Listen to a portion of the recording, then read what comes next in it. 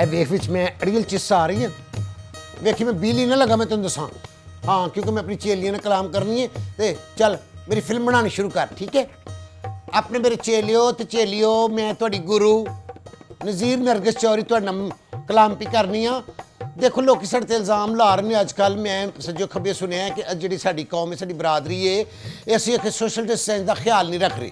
हाँ हाए अस तो घर च कैद होई पेइयां वा असी सोशल डिस्टेंस का क्यों नहीं ख्याल रखना देखो इस साढ़े ते बिल्कुल कोई इल्ज़ाम नहीं आना चाहिए तुसीं अपने घरां दे विच रहना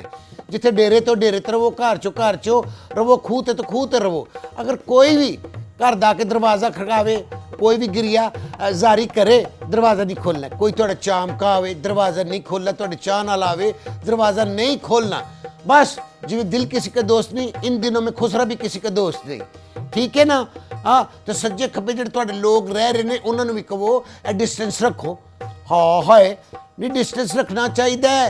नाल तुहाडी खाला वेखो बैठी जे मनीर मीरा डस्के वाली बेचारी लाहौर मिलना इसलिए इत्थे आके लॉकडाउन हो गई है देखो कदी जी जिंदगी नहीं फसी ए हूँ लाहौर आके फसी जे हाँ तो मैं तेन एक कहना चाह रही सफाई का खास ख्याल रखना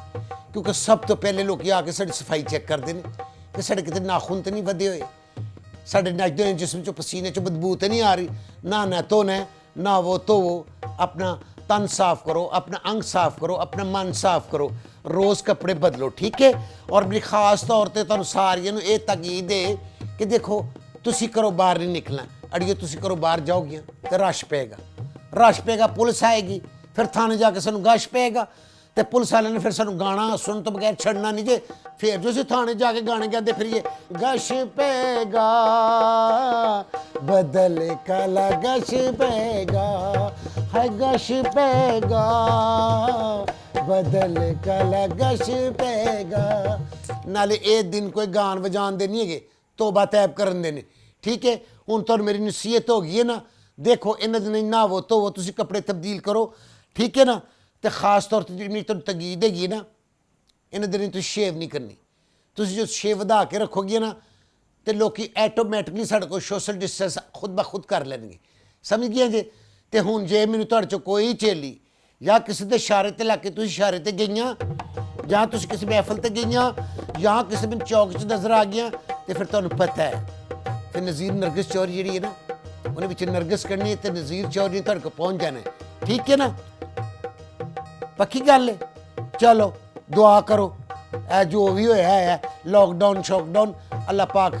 साड़ी दुआ कबूल करे तो खत्म हो तो उस तरह खुशहालियां होन ते उस तरह असीं गांदियां वजांदियां फिरिए ठीक है ना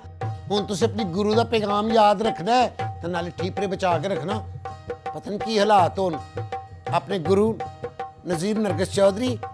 ते अपनी खाला मुनीर मीरा डस्के वाली नूं इजाज़त दिओ खुदा हाफिज़।